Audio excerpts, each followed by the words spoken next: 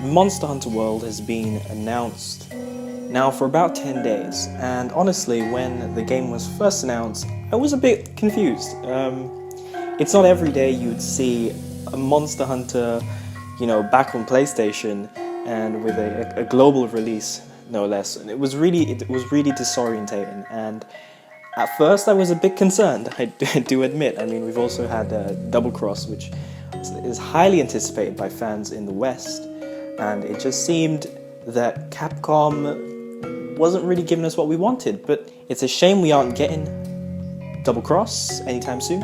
After seeing the gameplay footage from the Japanese stream and just following all the hype that surrounded it, the community managers have been really keeping us up to date with everything that they know about. And I think now that I've had time to let all that wave of information settle down, I'm really excited for Monster Hunter World. And I think if you look at earlier trailers of what Monster Hunter was supposed to be, and you compare it with Monster Hunter World, you realize that it's really Capcom actually making their dreams come true. I mean, let me just remind you, if you look back to the Monster Hunter 4 concept trailer, it's very similar to what we were supposed to, what we've seen with Monster Hunter World. And I think when you look at that, you begin to realize, yes, Capcom is making their dreams come true, and I think we should really be supportive of that.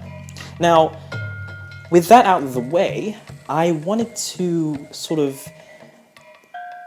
talk about what I'm excited for the franchise and to see in Monster Hunter World. And the first thing really is to have a new Monster Hunter game filled with so many new monsters. I mean, one of the things about Monster Hunter Generations that I didn't particularly like, but I understood why it was that way, was the fact that there were just so many returning monsters. I mean, how many times do I have to go and fight Zenoga and know that I have to keep, hitting his back legs to trip him over? Or how many times I have to fight a Rathalos and just constantly spam flash bombs to knock him out of the air? How many times do I have to do that till I get fed up? And I think Monster Hunter 4 Ultimate kind of did that for me, and I just, when Generations came around, I was just more excited to jump straight into the Deviant system. And I think because of that, I didn't enjoy the game as much as some other people did. And I was kind of hoping that, there would be more emphasis on the Fated 4. There was no real story. There was no, an Astalos is threatening to destroy Kokoto Village. Go and just kill it, It was not like that. And I think that's something that I really missed. And when Monster Hunter World comes around, I'm expecting to see more and more of the story. As we're on the topic of new monsters, one of the biggest complaints, I think, was the fact that the Angina, the T-Rex looking monster that everyone's saying, oh, it looks really generic, it doesn't look too much like what we're used to. And at first, I actually thought the same thing. I thought, especially that one poster where you see the Angina facing off against the Rathalos, it just looked like a T-Rex. It looks like something out of Jurassic Park or, I don't know, like King Kong. But when you watch the trailers and you look at the features that the monster has, when you look at that and you compare it to monsters which we already have in the franchise, it's really reminiscent of those. And one comparison which I really like to make is look how the snout looks so similar to the Gypsaros. I mean, those elements are there, and I think it's a bit wrong to say that the monster looks generic. And let me remind you, just the way that this thing was getting beaten down by the Rathalos, it just screams to me that this is just the Great Jaggy of the series. And then you've got the Great Jagras, which is clearly meant to look something more like the Royal Ludroth. Those two are they're just going to be beaten to death so you can make a quick, early game armor set. And that's really their purpose. So, as for whether or not you should be concerned about whether monsters look westernized, I think it's too early to judge that. It's way too early. So just, bear that in mind. And if you're still in doubt, just have a look at the concept art in the Monster Hunter artwork books. There are some fantastic things in there that, blew me away when I see them. And I really hope that some of those get implemented into the game. Yeah, so I'm not sure whether there is going to be any new weapons in the game. I'm not too excited or too interested, or I'm not really going to push for a new weapon, but just because I think that this is a new generation and I would rather see them focus on improving the gameplay that we already had. Although I have heard some rumors about this hunting dog weapon. I mean, if you zoom into one of the screenshots where the player changes their weapon at the base camp, you could see like this little icon for something which looked very canine-like, and I'm really curious to see what that actually is.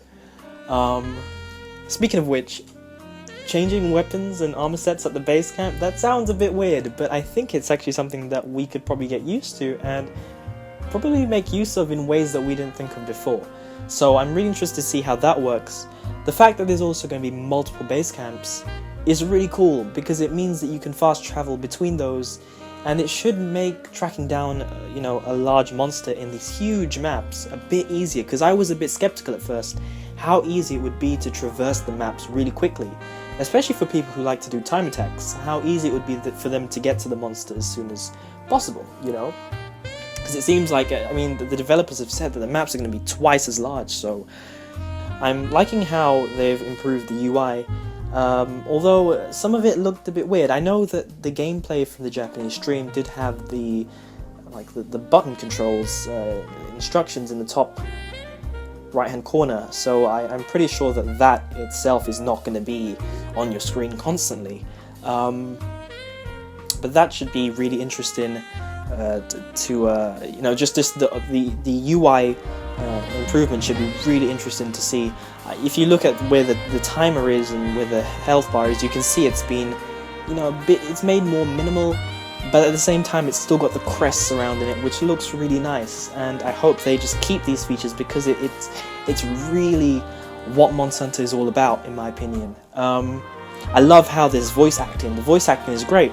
I think the voice acting is great not because we get to finally hear the correct pronunciations for the monster names, but just because the game feels a bit more modern. And I love how Capcom is so brilliant in letting us be able to switch through that whole Monster Hunter gibberish that we're so used to, just to say, hey, we know you guys have loved this about our game for so long, we're going to include it. And I think the fact that they're doing that, the fact that they're going as far to do that, means that they are thinking about you, and that is something you should really take into perspective. They know what you like, and they're going to give it to you. And I know, you can argue and say that they haven't given us Double Cross, but just remember,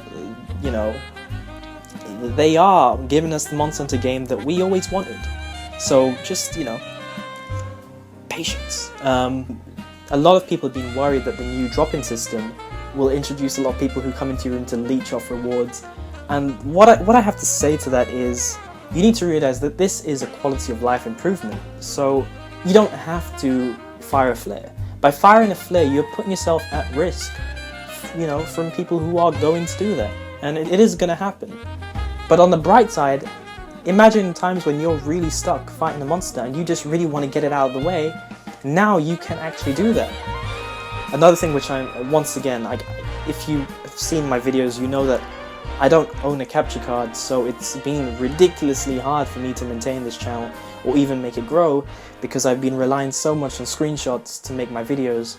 But now that I have a PS4, I've owned one for about a year and a half and I love it, knowing that I can capture footage straight from my PS4 and upload it is so amazing. It just means that I don't need to fork out money over, for a capture card. Of course, getting a capture card for my PS4 would be even cooler, but just knowing that it's so easy for me to record footage to upload is, I can't describe to you how awesome that is. And hopefully other people are able to realize that, and it could allow for, a bigger time attack community on YouTube, or just more streams in general and just more videos in general, just so we get Monster Hunter more out there. Hopefully Nintendo does continue to get those portable Monster Hunter games, and we could be looking at a future where we have Monster Hunter on all platforms, and that, again, is absolutely amazing. So when I'm not on my PS4, I'm going to be playing the portable series or whatever on my Nintendo Switch or my 3DS. That's pretty much it from anything I want to say. I hope you enjoyed hearing my voice for the first time, and I'm really looking forward to doing more of these videos. So that's about it, really. I'll continue to do the Monster Hunter Generation mix-up videos, and keep giving my opinions and thoughts on all Monster Hunter World news and related shit until release. So thanks for listening, and bye.